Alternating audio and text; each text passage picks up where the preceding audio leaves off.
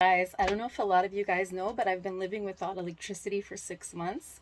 So I'm using my phone. Like the light that you see is actually the flashlight on my phone. So I use that, and I also use like a flashlight here, right here. So it brightens up the area.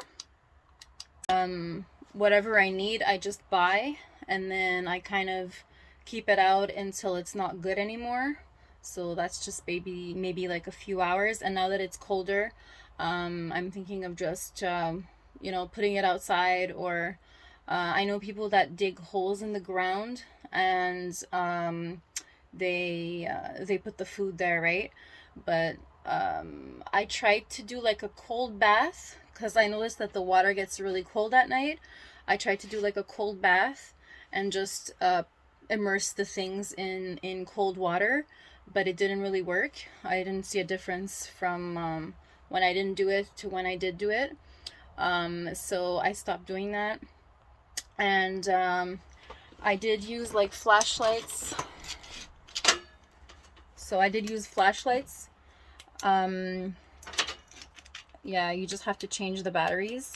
So yeah, I did use flashlights for a little bit. I know you can get solar lights and just charge them outside. That's what some people did here. There are solar lights like on the ground so that we can see where we're going, like especially to go to the bathroom and stuff. So yeah, but I've been living without electricity. My stove is a propane stove, and I use battery packs to charge my phone. So I have like 2 battery packs, and I also have like to charge my laptop so I can work. I have like it's something you plug into your car.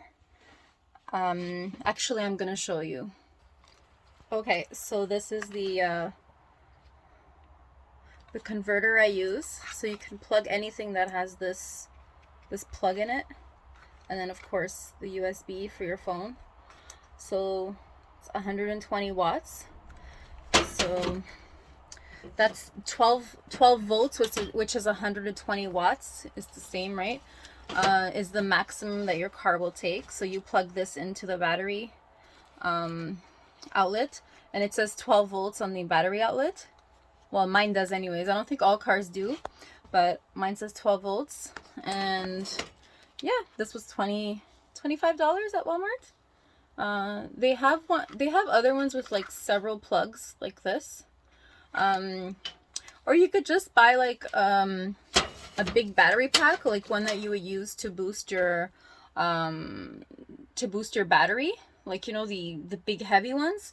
You can just use that, and it actually has a few of these, so you could like power up whatever you want. You can even like power up like lights and hanging little lights, or if you don't have solar lights, you could just use that battery pack.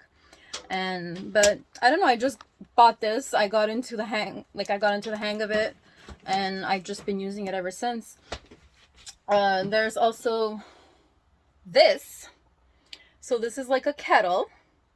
It warms up water in here, and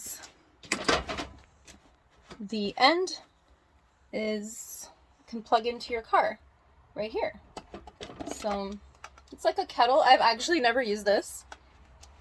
It was bought at Princess Auto for like $25, but I've never actually used it. I haven't even tried it out, to be honest with you. Well, actually, we did try it out, but not in the car. We've tried it out on the battery pack. So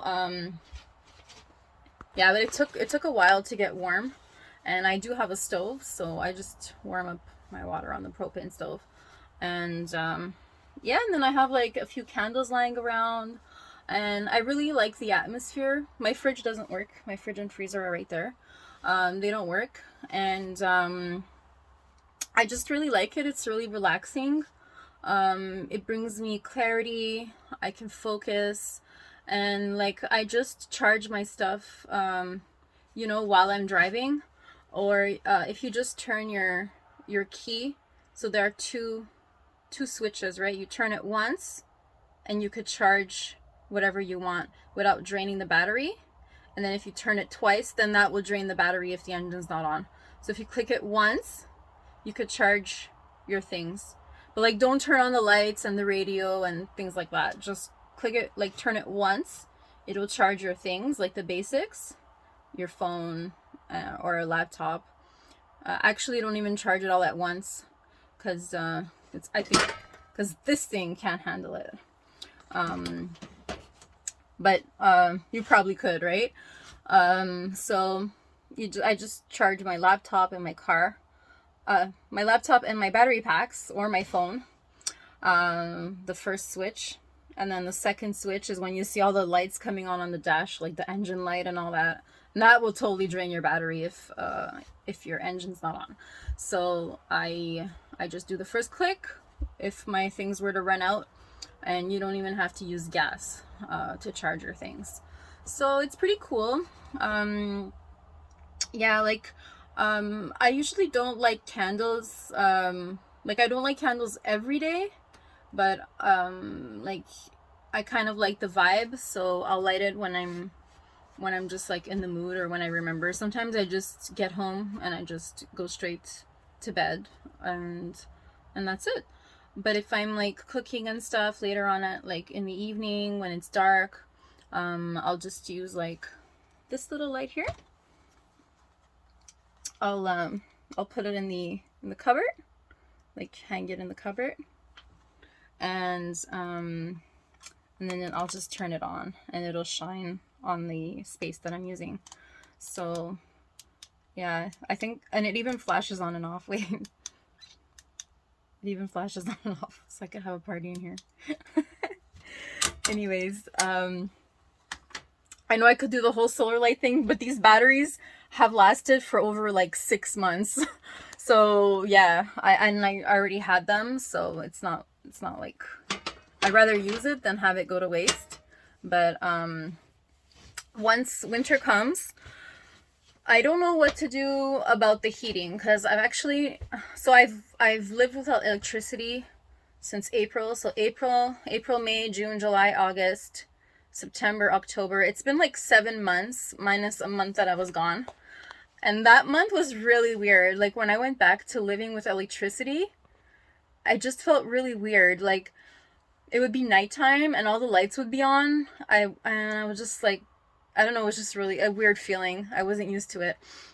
And I didn't really like it, to be honest. I was just looking forward to coming back here in that sense, right? Like kind of living off the grid. I was looking forward to coming back and living off the grid. But yeah, like as far as that goes, right? It was just weird, like being in a house. I also don't watch TV. I don't watch movies. I haven't watched a movie or TV in like probably 5 or 6 years. So I just hate it. I don't like it. So I don't own a TV. I haven't in many years. And I just like watching like YouTube videos or things I'm interested in, like things I can learn. And I choose the subject I wanna learn about. But if you watch TV, it's just like programming, right? It's like a TV program. So they program you, and they just feed you what they want, right?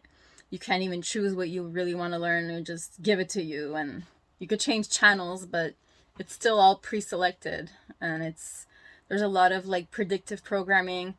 I just hate the way what they're feeding us.